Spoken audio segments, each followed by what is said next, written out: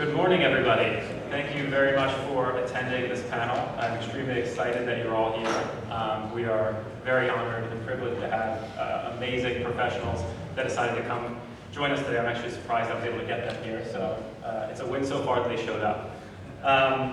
This panel is going to talk about multifamily investing and lending, how to buy right, finance appropriately, and stay ahead in an ever-changing world.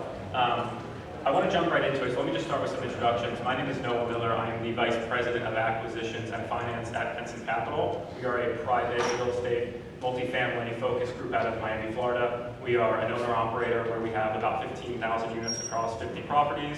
We are a preferred equity investment provider where we've invested in an additional 15,000 units, and we also are a bridge lender. I'd like for the panel to introduce themselves. First, we have the one and only Miss Marianne King. Marianne? Great.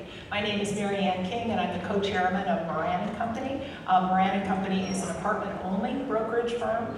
We have 8 offices across the country. I run our California practice, as well as have some platform responsibility. And we do about $4 billion worth of apartment sales or development capitalizations.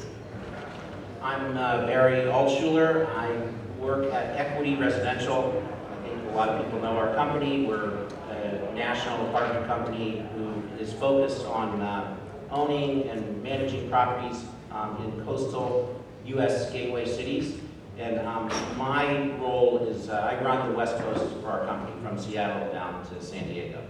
And one thing that Barry forgot to mention, I don't know if he likes mentioning it, he likes to forget, he was actually my first boss and mentor in the industry. And as he likes to say, Equity's been recovering ever since I left. True. But I actually should get some credit because the stock price has gone up 60% since I left. So the shareholders do well. Matt? My name is Matt Romney, and I work at Sundance Bay. I'm the founder and managing director there. And I essentially like to buy where Barry is not. So I'm in secondary markets. We leave those for really low cost of capital groups. We have about 4,500 units, and we've really focused on workforce housing and mostly value add, so looking to renovate and flip. We also have a debt fund, and that's essentially it. My name is Jackson Cloak. I'm with Berkadia Capital. We are owned by Berkshire Hathaway and Berkadia Capital. Last year we were the #1 multifamily lender. We did a little over $25 billion. We have investment sales that did about $5 or $6 billion last year, and I'm in Irvine, and I place debt and equity, basically build capital stacks. Thank you. And for those who saw Berkadia and expected Warren Buffett to be here, I'm sorry. Yes. I tried to get Warren, or at least Charlie, but they were a little busy. So we're happy to have all you guys. He doesn't take my call either, so it's fine. That makes me feel a little better. Let's jump right into it because we have a lot to cover. Let me start by saying 2 things. One, there will be a question and answer at the end, but if anyone has any questions during the panel, please feel free to raise your hand or yell or jump up and down. We would like this to be as interactive as possible. In addition, this will be published on YouTube after, so if there's anything that you like what you heard and you want to go back and rewatch it, you can just type in Crittenden Conference and any of the panelists' names into Google and it will pop up. So the first thing that I want to focus on is the most pressing issue in California today that could creep over to the rest of the country. Now, my understanding as an East Coaster was the most pressing issue to Californians was which Kardashian will be next impregnated. But surprisingly, that is not the case. That is number 4. The most pressing issue is affordability, housing affordability, rent control.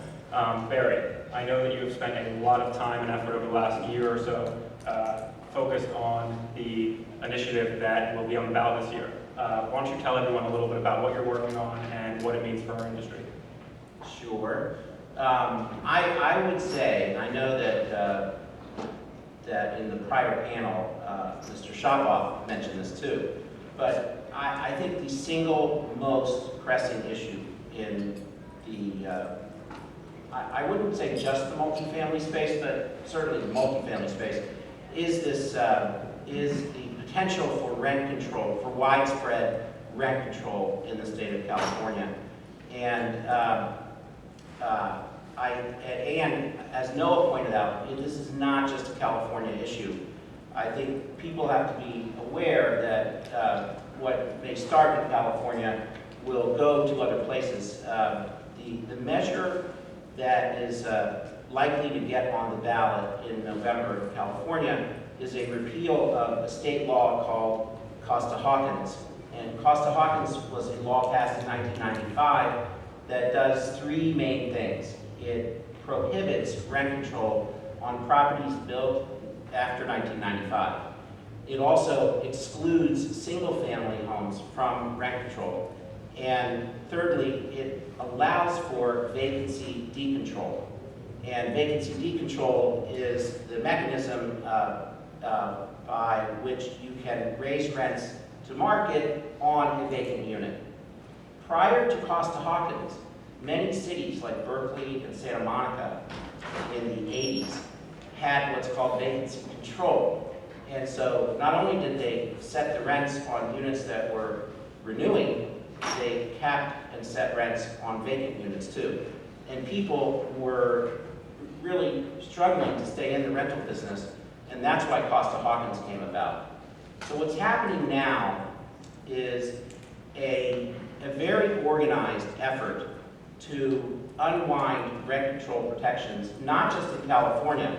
This was recently a bill in the state of Washington that failed a couple months ago to repeal their rent control protection law. It's under discussion in Chicago, Washington, D.C., Portland, Oregon, and even in California. This rent control issue, battles are being fought as we speak. Because rent control, if you remember what I said, it's permitted on pre-1995 product. So there are a number of cities that are trying to get rent control implemented in those cities. And these are big cities like Long Beach and Sacramento, Pasadena, Glendale. So so this issue, even without Costa Hawkins being repealed, is still a very important issue. And there are different ways that it's being addressed. But what's happening today that is different than in the past is you have very well organized tenant groups that represent tenant rights organizations. In the past, these were not organized people and they were not well funded. Today, you've got a machine that is very aggressively trying to implement rent control in every city in California. So right now, I think 15 cities in California already have rent control. There are 9 more that are trying to get it on the ballot. So let me just say one more thing about this. So we have formed a political campaign to fight this called Californians for Responsible Housing. And I'm assuming that people in this room understand that rent control is bad policy. Rent control does not do any good for anyone except the few people who live in the units that are protected. It does nothing to help people who don't currently live in a rent-controlled unit. And there are statistics out there that as much as half of the rent-controlled units in this country are occupied by people who would never qualify for an affordable or low-income unit. In fact, many of them are occupied by people we know who are judges or attorneys or state senators, and so those are people taking away needed housing from people, who really can't afford something. So Barry, let's say that this initiative passes in November. Yes. What does that mean for us as owners, operators, lenders? If there's architects in the audience or property managers, what does that mean for us? Yeah, I think it's a very significant thing what it means. If this measure passes, if Costa Hawkins is repealed, then each city will have the right to put rent control in any form that they want in place in their city. And remember, vacancy decontrol is off the table if Costa Hawkins goes away. That means that the same cities that could tell you that your 2005 property is subject to rent control, they can also tell you that on vacant units you can only increase rents 2%, for example. It's a very bad thing. There are a number of cities that have already said that they will expand rent control aggressively. Places like San Francisco and Santa Monica, places like Berkeley, and in fact, I don't know for people who read the paper, Santa Monica was recently considering rolling rents back 20 years.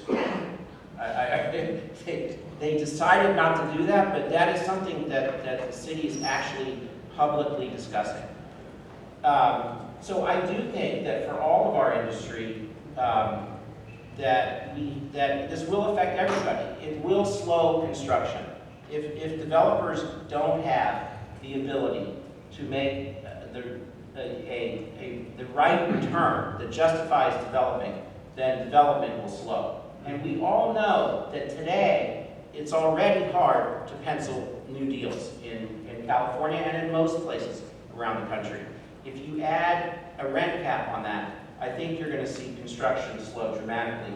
And I'll tell you, it changes a lot of things for our industry. It means we need less of everybody, right? Fewer architects, fewer GC firms, and all this software that we all use to price our units, Yardi and LRO and all these products, we're not going to need them because the price of units will be set by a rent board that is either elected or approved at a city council level. And if you want to get a sense of what that looks like, you can go online and look at and watch city council meetings in the various cities, and then you'll have a flavor of the people who will, be helping to set your rents in the future. Sure, we have a question from the audience. I just want to ask Barry a question. I'll play devil's advocate for a minute, although I'm 99.9% in agreement with you. There are people who would make the argument that land prices should be ground. People are paying $75,000 a door, $100,000 a door or more to build multifamily, and that's part of the reason why developers can't make any money, because there always seems to be someone else willing to build to a 5% yield on cost based on unrealistic projections. I mean, how legitimate is that argument? Because maybe people should be paying $20,000 a door for the land. Well, I think land is a part of the cost of a deal. Sometimes it's what has to give in a certain environment if a deal's going to get done. But I would tell you all costs have gone up dramatically, not just land, all costs. And this is at the same time when there is a severe housing shortage in California. It's irrational and illogical. The real issue in California, I think, is NIMBYism.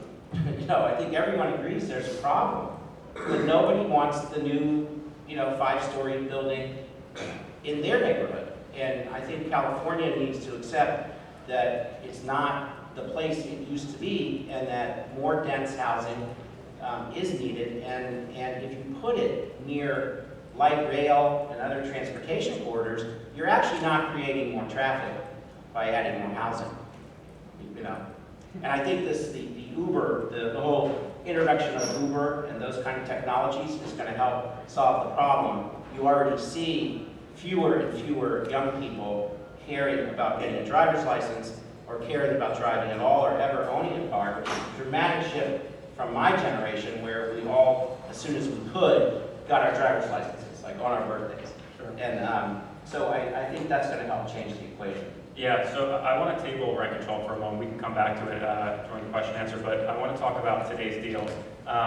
Marianne, you are a part of one of the most well-respected brokerage houses out there. Moran & Co. for the last 20 years has been synonymous with success and honesty and just good people. I believe you guys were even the #1 broker in California last year. Last year. What are buyers looking for in 2018? It's so interesting. This year, more than probably ever before, we've seen almost all of the capital pile on value add. I have never seen so much in 30 years in this business, see such a large percentage of the buyers out there all looking for the same thing, which is a big value add deal. And as a result, you do see the cap rates on value deals coming down. And we're seeing, if you have a mid-priced, in the institutional world, a mid-priced deal is $50 million. But if you have a $50 million value add deal on the market, you can expect 60 tours. We have to double team people to get all the people that want to see these deals through it.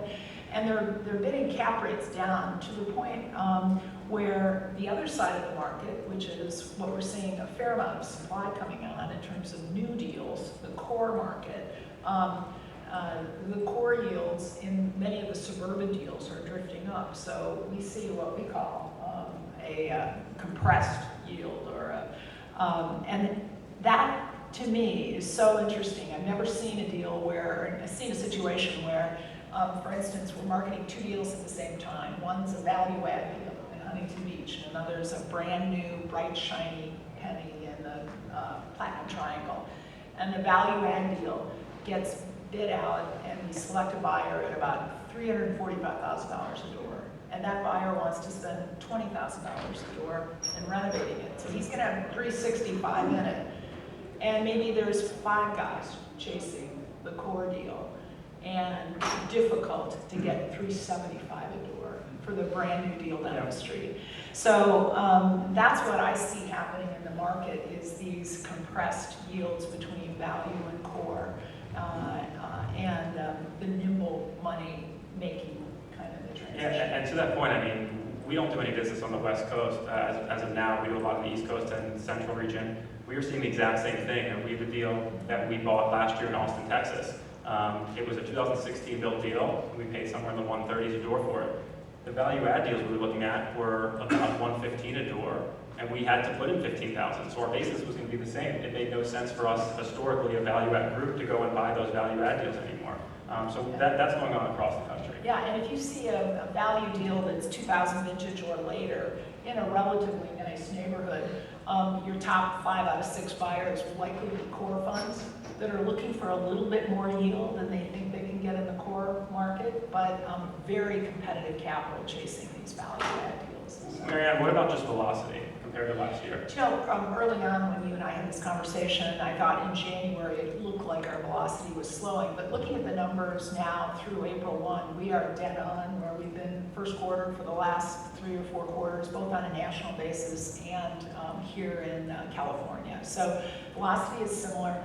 My take is that everybody's looking for value, and there's a little bit more core on the market, so it may not be as balanced Sure. in inventory position. So Matt, you historically, I know you guys well, have been value add, heavy value add, almost repositioning buyers. In today's market, where it's so hard to buy value add, have you had to go outside of your box and get a little more creative on what you are willing to acquire? Definitely. I mean, what Marianne said is so true. We've seen that as well. It used to be, when we were doing this in 2012, 2013, in secondary, some might even say tertiary markets like Louisville, Kentucky, you know, there wasn't much competition at all. And the competition that was there was not as sophisticated. I would say that that's definitely crept into those markets, that stiff competition. And so today, in order to combat that, we're having to find deals that have some more hair. You know, they're more complicated. They scare other capital groups away, and that's good and bad. I mean, the good part is obviously we think we can sort of roll up our sleeves and figure out the problems. One example in Louisville actually is a deal that's it's fairly large. It's 540 units. We closed the deal a few months ago. And that alone kind of scares a lot of people, just the number of units. But it was in need of a lot of work. So it was going to be a very heavy lift, which scares more people. And then it was on a ground lease. Okay, so now it's like, And then you got tax credits, yeah. and then That was it. But you got a few strikes against it, and so we went in and the ground lease I think only had like 20 some odd years left. And we extended it to 99 years, took that risk out, did some other things, and felt like, okay, now we can make this deal work. But absolutely, you have to be creative, and it's, I would say that just straight up value add deals right now, for me, we're having a very, very hard time making them pencil. I don't think I can, just a fully marketed straight value add deal for us is it's really difficult. And Matt, you mentioned you were able to extend the ground lease. Was that before you signed the contract or after you signed the contract? We signed the contract, and we cleverly gave ourselves like 10 days, to do some due diligence, and before earnest deposit, the earnest deposit went hard. And so prior to earnest deposit going hard, we do a lot of work. We send a full team in, we hire consultants, we we really ripped the property apart, and we worked with the landowner and made sure that we got that agreement done before we put our deposit down. That's great. And how will you finance a deal like that? Is that agency financing? Yeah, I mean, so it just, for us, financing really depends. We love to do agency financing. It's great. We do, Fannie or Freddie floaters if we can. If there's a lot more value that's going to be created, we'll go in with a bridge loan and allow it to be floating rate. There's obviously a big advantage for us doing it that way because we increase the NOI dramatically over those 2 to 3 years, and then we can go in and refi with fixed, Fannie or Freddie or HUD. We haven't loved HUD personally, but we've done some of that.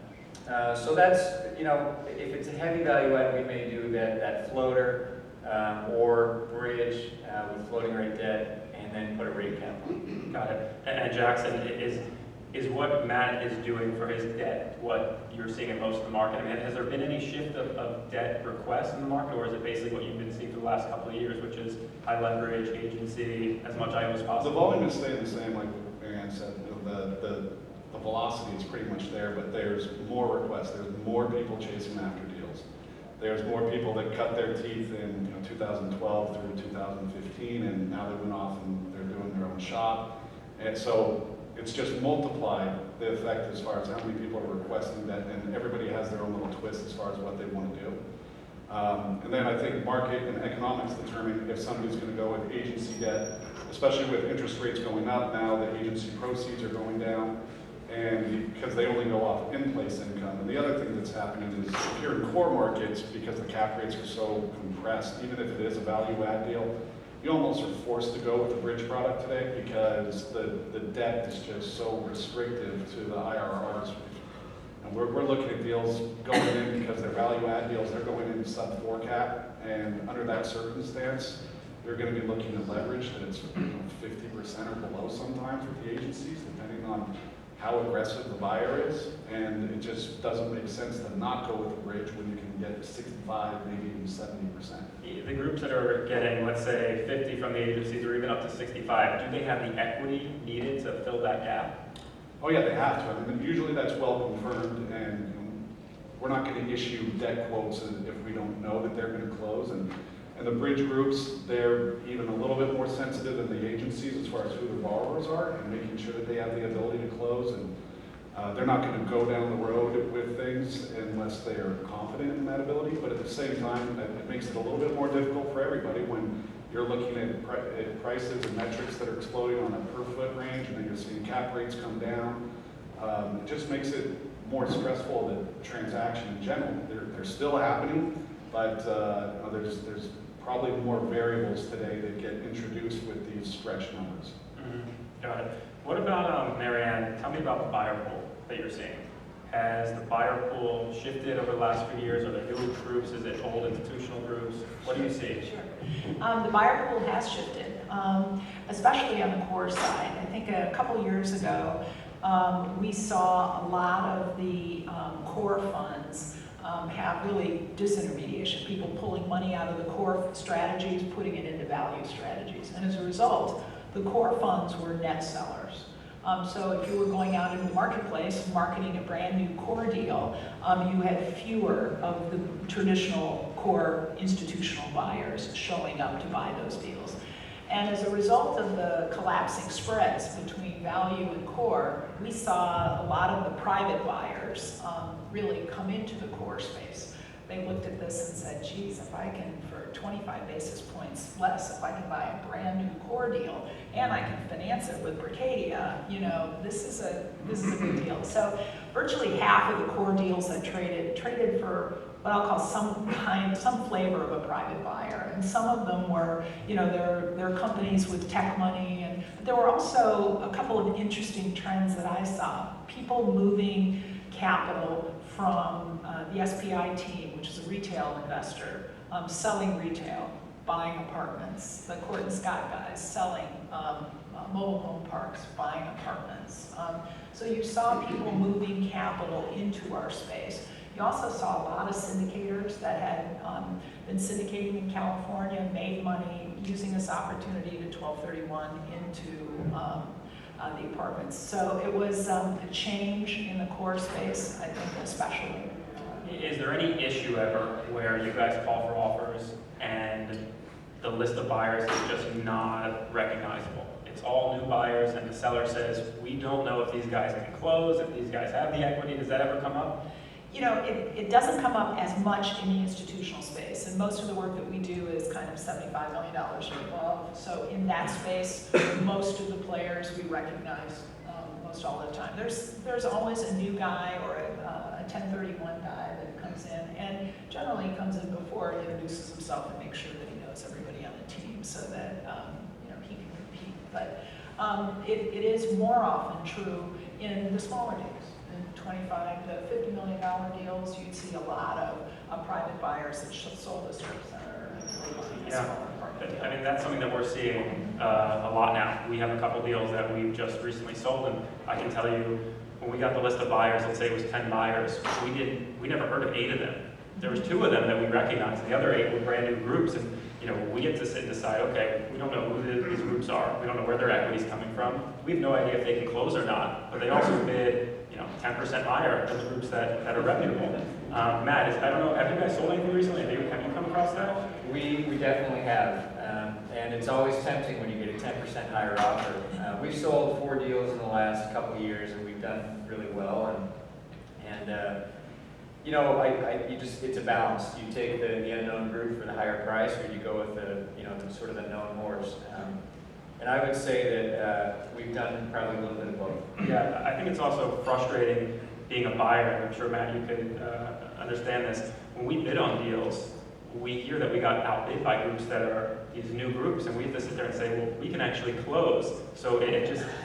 It's usually a 1031 group coming in, and they'll pay whatever because they don't want to pay taxes. Yeah. That's tough to compete with. It is. Pretty motivating. They are. I want to talk about kind of where the industry is headed. I know there's been a lot of talk recently on some unconventional organizations getting involved, whether it be Amazon with their package locker system, or they're wanting to put Echo Dots in every new built apartment, or Google with their internet, or even Airbnb. Barry, I know that there's been some articles about equity residential and having conversations with these organizations. Can you give us an update on what's going on, as well as what the future will look like for these new organizations trying to get involved? With respect to Airbnb, it is interesting. You know, on the one hand, we don't like Airbnb. We don't allow subleases of our apartments. On the other hand, if people can rent their apartment out a few nights a month, then they can pay us more rent. So then we like Airbnb. So I think that groups like Airbnb are here to stay. The world has embraced them.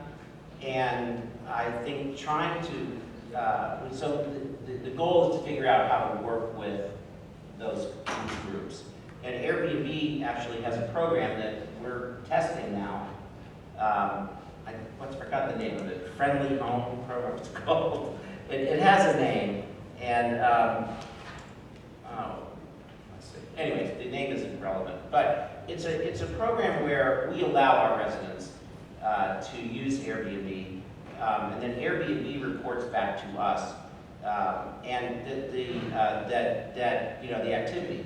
And it's really interesting because before we were talking to Airbnb, we found out that one of our properties in San Francisco is Airbnb's #1 used property in their system. And you guys had no idea. We knew there was activity, but we didn't know we were like, hundreds of nights a month, kind of thing. So with this new program, they tell us that people have to register with us that they're participating in the program, and then Airbnb will not let that person advertise that unit unless they're registered with us. So there's a check and balance. And there's even a revenue share component, but I wouldn't say that that's the driver. Because you have to be careful with Airbnb that you're not running a hotel and then all the next door neighbors are upset because they don't know who their next door neighbor really is, and people are coming and going.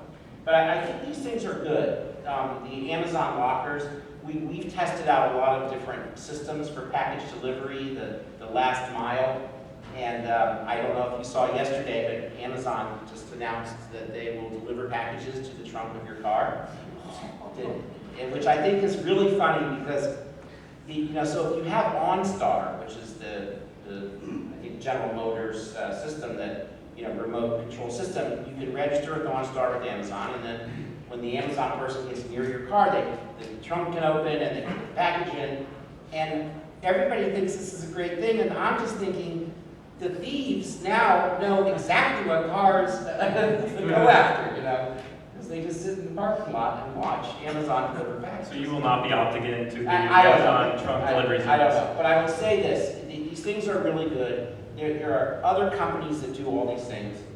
So we're testing out Luxor, Amazon, and Parcel Pending package lockers. They're different systems. We're also trying package rooms that are run by all the same groups with the same technology, but it's just a room. And then we're trying some self-run package rooms where people just use their fob and they get their package. And it's really interesting. And at the end of the day, we'll have a sense of what works best for each property. Yeah. We started doing Airbnb in some of our apartment buildings, and we actually didn't have the residents do it. We, didn't prohibit them, or we prohibited them from doing it. But we started doing it. We took like 5 units offline and just started filling it with Airbnb demand, and it worked great. And the revenue was really good. What we noticed was that our property management started spending all their time on those units. So those 5 units got like 20 to 30% of their time. The other few hundred were getting more and more neglected.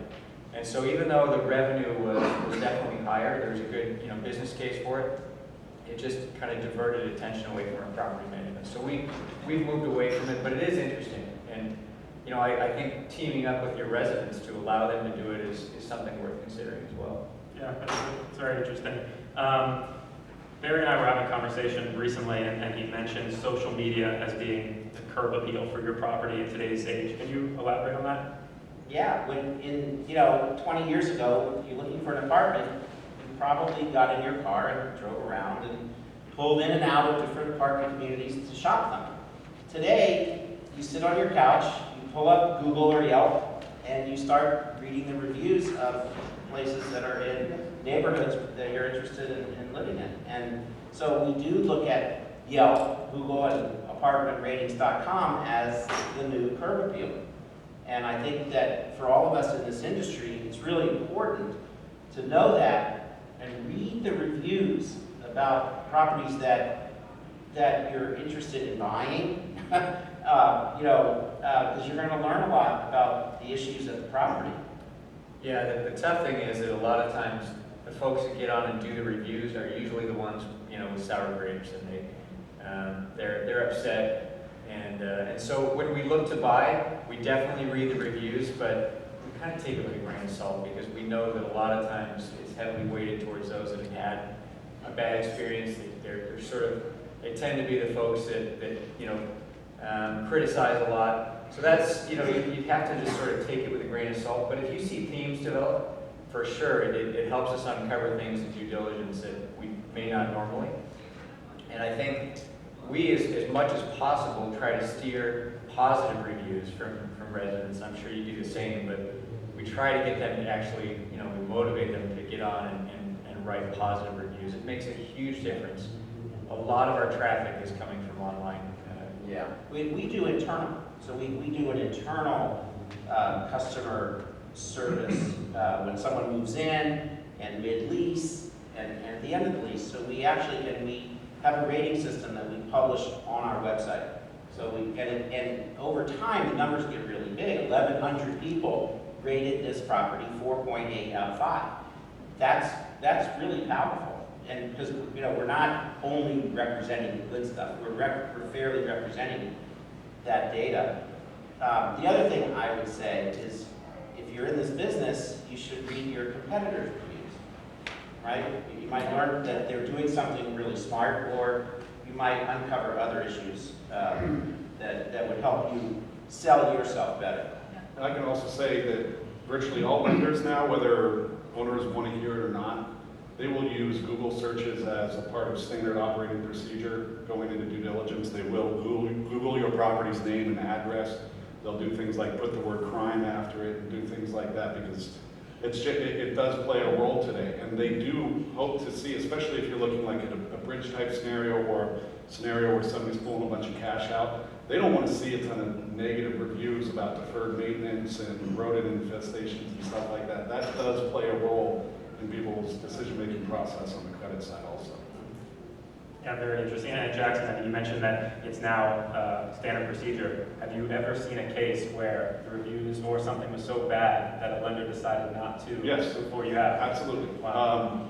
This property in Phoenix, a couple of years ago, there was a murder 2 days before the deal was supposed to close. It was a 660-unit deal.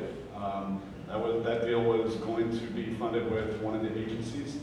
And there was problems with it, and it ended up being a situation where we had to do a ton of due diligence, speaking with the acquisition guys and the on-site management as far as who it was and what had happened. And this was 3 or 4 years ago now. We ended up doing a bridge loan on our balance sheet. So the new owner could come in, prove out that crime was not going to be an issue, didn't have to worry. They actually had a rebranding plan, which was part of the strategy as far as sort of moving on from that, call it tenant profile, and just moving on from that incident. And it absolutely is something that can play a role. It doesn't always have to be that dramatic, but if it's a cash out scenario, it could end up making the difference of, are we going to give this guy $5 million or $7 million? Yeah, very interesting. Let's stick on the debt front for a little bit. It was mentioned in one of the earlier panels, the influx of bridge lenders in the space. Jackson, what is actually going on? How many new bridge lenders are out there? So we talked about this yesterday. It's something we track very carefully because we're a bridge lender, but then we also have funding agreements with a lot of bridge lenders. And then we also do third-party bridge lenders. So last year at this time, we had about 50 bridge lenders that we were active with and that we tracked. It's up to, as of yesterday, it was 97. So that's in about 14 months span.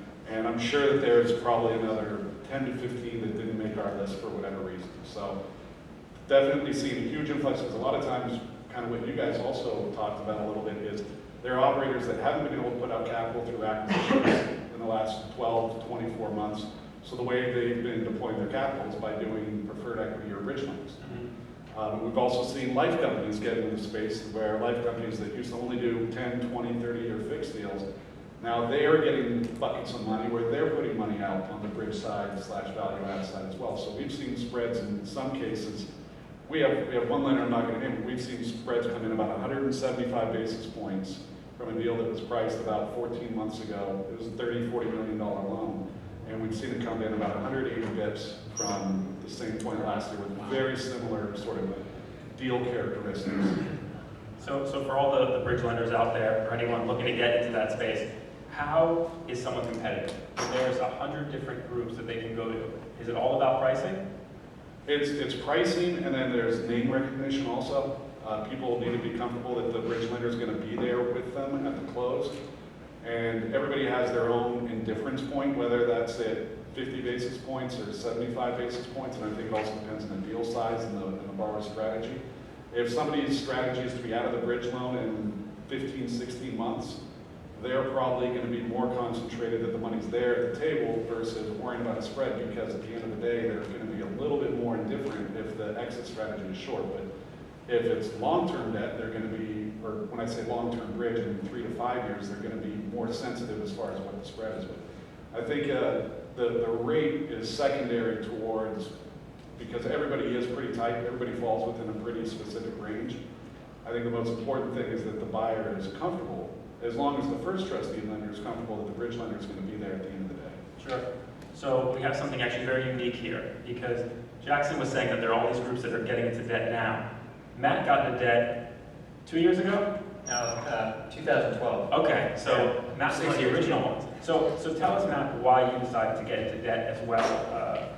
You know, as we think about our investors and what they were looking for, we hear a lot that, okay, we love to do equity deals with good upside potential, but there are a lot of investors that really wanted that sort of first position protection. They wanted the consistent cash flow. They wanted checks in their bank account every month. And so we were doing that really I would say in a smaller way in 2012, and just started growing that platform.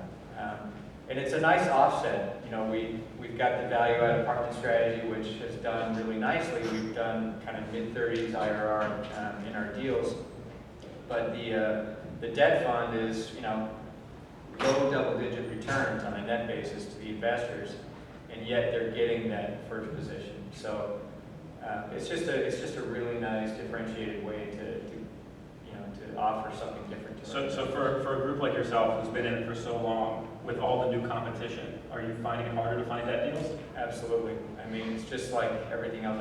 The funny thing is, we always complain about how expensive everything is, but when we talk to our investors, they don't know where else to put their money. I mean, where do you really want to put it in the stock market right now, or private equity funds? I mean, everyone's having the same issues. And so I think being able to provide, again, we're going in, we're saying, here's a property we're going to do a loan on. You're taking first position, so if anything goes wrong, we get the property. We're doing leverage of, mid-60s%. You're going to get a low double-digit, net return. And the lease is in place, the land is entitled. All we're doing is taking construction risk. It's fairly attractive, and if you compare it to where else they could put their money, it is a very attractive place. Now, because of that, I agree with the number of lenders, the number of people out chasing deals has gone up dramatically. So for us, again, it's just focusing on those areas that we know well. We tend to focus on relationships.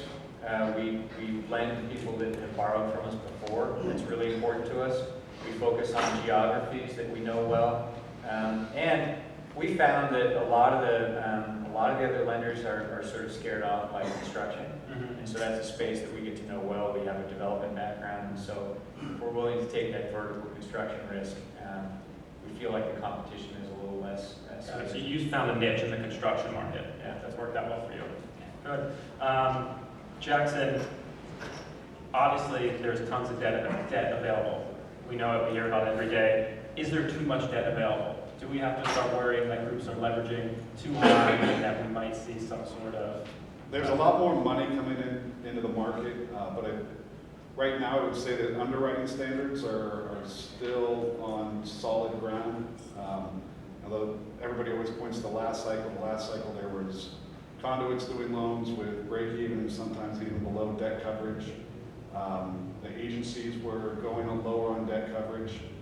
I would say as far as the underwriting metrics go, there is not too much debt because usually, or especially right now, one of the things that we're seeing is as these cap rates compress and prices are going up, we're seeing more equity go into deals. We're not seeing the debt really change their underwriting metrics for the most part.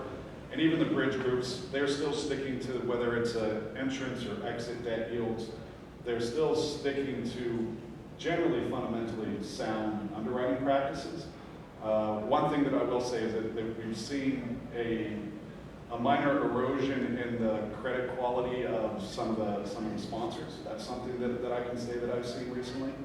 And to me, that's a little bit concerning because that is sort of one of the precursors and one of the things that I think may be on the horizon. You guys, or a lot of you guys are talking about value-add deals and things like that. I think one of the things that may be on the horizon is an explosion in cost.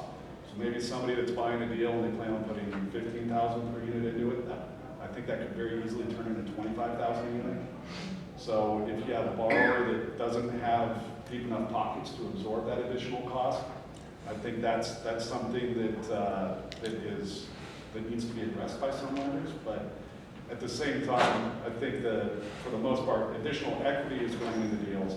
It's not debt getting out of hand this go around. Sure. You make a really interesting point, though, that borrower quality is maybe the issue. How much thought does a lender put into the quality of the borrower, and what are ways that they can remedy that? If they put in a management company that is, regarded as a good management company, does that make up for a borrower? Every lender is going to be different. There are going to be borrowers that one lender is happy to do business with and other lenders won't touch. and vice versa. Again, and you try to focus on relationships, people that you know, people that you understand well, and you know how they operate, and they know how you operate. That always tends to help things.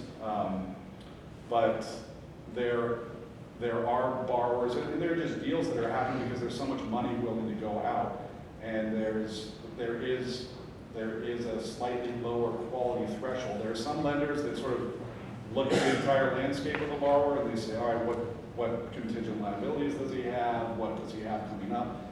Does he have 7 construction deals? How much staff does he have? And then there are some lenders that can say, all right, well, no, he has his 10% liquidity and his net worth is equal to 50% of the loan amount, we're going to go. Do you want to call out any of those lenders? Oh, and Those are the ones to go to. It just varies on market, because there will be some lenders that might say that if the deal's in their backyard, Sure. but then they won't say it if the deal's on the other side of the country. Yeah, understood. Matt, I want to touch on something that's unique to your organization that no one else really deals with here, which is LP investors. Obviously, you have a whole customer base, which is your LP. And we've been working on you for a long time. We haven't gotten Trying anything. to. One day we will. He's really, really tough. So what has changed in regards to an LP's expectations over the last couple of years? As you mentioned, they have nowhere else to put their money. So obviously we've seen their return expectations gradually come down. And what's interesting is that those are starting to compress, just like, I was talking about debt and the returns that we're getting there. Those are getting closer and closer, so that's been compressing. I don't know how much more that can compress, so I don't know that it may have already bottomed out. The other thing we've noticed is that given where we are in the cycle, presumably we're at the top of the cycle, and at the end of this long baseball game. We don't really know when the recession is going to happen, if it'll happen. But because of that risk, the downside risk is greater than the upside potential, given asset prices. And because of that, I would say a lot of our LPs, capital providers, they would prefer to give us a lot more upside and protect their downside. And so they're looking for unique ways to subordinate our returns to theirs, our return capital. We've seen a lot more of that. I've gotten term sheets in the last like 4 or 5 months that have been very unique, where they're asking for us to subordinate our return capital, give them a preferred return before we see anything. And that's something we're not comfortable doing, but I've been surprised how much that's been happening. I mean, so definitely a trend towards more preferred equity, more subordinated equity. That's just something we've been seeing. Got it. Now, Marianne, I know you deal with mostly institutional groups. Are they typically set up with an LP structure as well, or are they publicly traded companies and have large funds? Well, it's different. When you say institutional capital, certainly the REITs don't have LP partners that are 100% buyers. Most of the pension funds that are buying core deals buy them outright. Oftentimes in value add structures, there's an operator partner, and the equity comes in some sort of an LP or a venture structure, so it works both ways. Okay. And Barry, how does equity residential finance their deals? But most of our debt is unsecured, and I don't know our leverage today. It's probably 30% leverage. Again, it's however they want. Yes. Yeah, the REITs are all, it's hard for most of us that do business on a private basis to understand that, but most of the REITs are 30% or less leveraged, so. But some REITs, like Aimco, I think really is more of a secured debt, operator, and we're just the opposite. Sure. The last part I want to touch on is kind of internal improvements. I've been speaking to a lot of different buyers, and they basically said that it's gotten so hard for them. If they're not getting to the debt space, they've looked internally and how can we better improve our management. Marianne, I go back to Moran because it really is an extraordinary company, and not just in California, but throughout the country. How is it that Moran has been regarded so well for the last couple decades. I know you've helped create that company. So Well, what is it about I your totally culture? like to take credit for that, but it's just not the case. And I appreciate the kind words. Moran Company is a very unique structure, so there's not a lot of companies out there like us in that respect. We're a brokerage firm, but if you look at the brokerage business, you see companies that are by and large structured with kind of rainmaker teams in lots of different markets, and those teams are bought and sold every 5 years. And so a team moves from one shop to another shop and takes the analyst or not. And it's very hard. Moran Company is privately held by an ownership with long-term structure and long-term understanding of the markets and a commitment to build a group of employees who are going to build their careers with them. So that's very, very different. I think it's a recognition on behalf of ownership that in a brokerage firm, your assets are your people, period, end of story. At the end of the year, you distribute the cash that you make to those people, but there is no balance sheet other than the people that you have. So the most important thing to do is invest in building a human capital structure and investing in that and keeping that together, because people hire us for our experience and our ability to add value to their transactions. And that, I think, is the second aspect of what I believe is unique about Moran Company, and that is many people would consider the brokerage business a kind of a commodity business, and that if you hire one brokerage firm or another, or a third or a fourth, you're going to get about the same price. And I think in the institutional sales world, we believe that that's not the case, and we believe that it is our responsibility to look at these deals and try to add value at every turn, and that people ultimately will hire us for our ability to add value to their transactions. So we don't view ourselves just as a gatekeeper and as a process runner. We don't just run an auction process. Our job is to look and to turn over every stone in a deal and figure out how to add value. I think that's really important. And then finally, what makes us different is we really have a culture of partnership. And if you look at most of the brokerage firms in business, brokerage is the consummate, me business. It's, I did that deal. It's very, very kind of individual ego driven. And the way we decided to structure this is to structure it as a partnership across the country with partners in different regions. We all meet together on a collaborative basis every Monday, share information on a team basis. Everyone in my office works on all the deals that we have, and we're compensated at the end based on the success of the team, not the success of any one individual. So I think our firm has been different because of our private ownership structure, because of our commitment to partnership, and our recognition that we survive and prosper because we add value for you. So.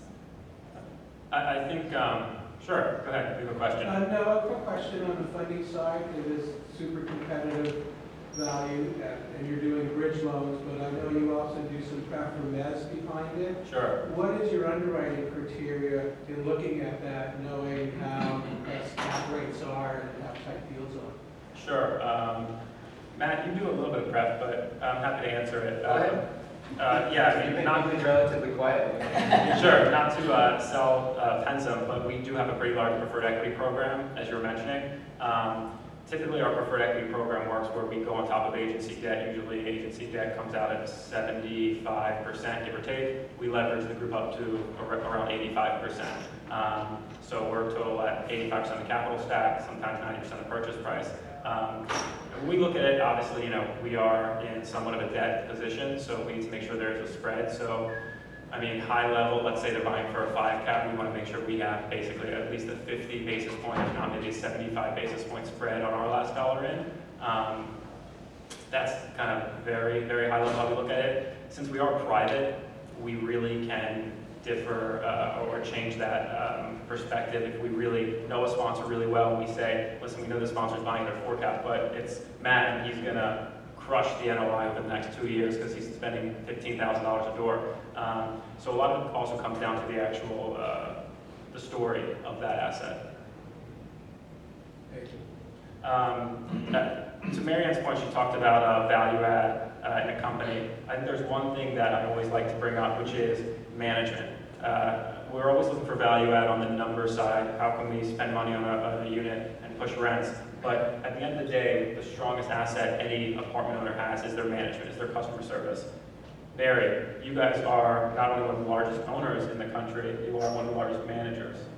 How important is management to you guys? What initiatives have you guys put in place to ensure your management is top notch and your customer service is number one? I think you have to really invest in it like you do anything else and study it and make it your culture, you know, whatever it is you want to achieve. The one word I've heard from literally every one of us today is relationships. And I would say that we are more successful when we have better relationships with our residents. And our residents like living with us if they have better relationships with other residents. And so we focus on those types of things. You know, I talked about the survey that we do, but the other thing I wanted to mention, you know, one of the investments anyone can make today, given how hard it is to do business today, is invest in the assets you already own, right? I mean, you already own them, and some of the largest returns you can generate with capital today is reinvesting and making sure that what you already own is as good as it can be. But I think that, you know, this relationship thing is so important. And for example, people will live with you longer if they have friends who live in the building. So in things like that. So how do you develop those relationships? What services are you providing? How are you bringing people together? What incentives do you have for people to bring their friends into the community? Those types of things. Great. I think that's all we have time for today. We do have about 2 minutes for questions if anyone has any. If not, I would ask one more question on rent control. No? Okay, so Barry, the only last question I have on rent control. Should East Coasters or Midwesterners or anyone not in California start to worry that if it happens here, it will move over to our properties? Yes. Because it's already happening. These tenant rights groups that I mentioned, they're not just in California. They're all over the country. So, and the other thing that's changed is social media. It's allowed these groups that weren't very empowered to be very empowered very quickly and in a big way. Guys, thank you so much. Marianne, Barry, Matt, Jackson, you guys.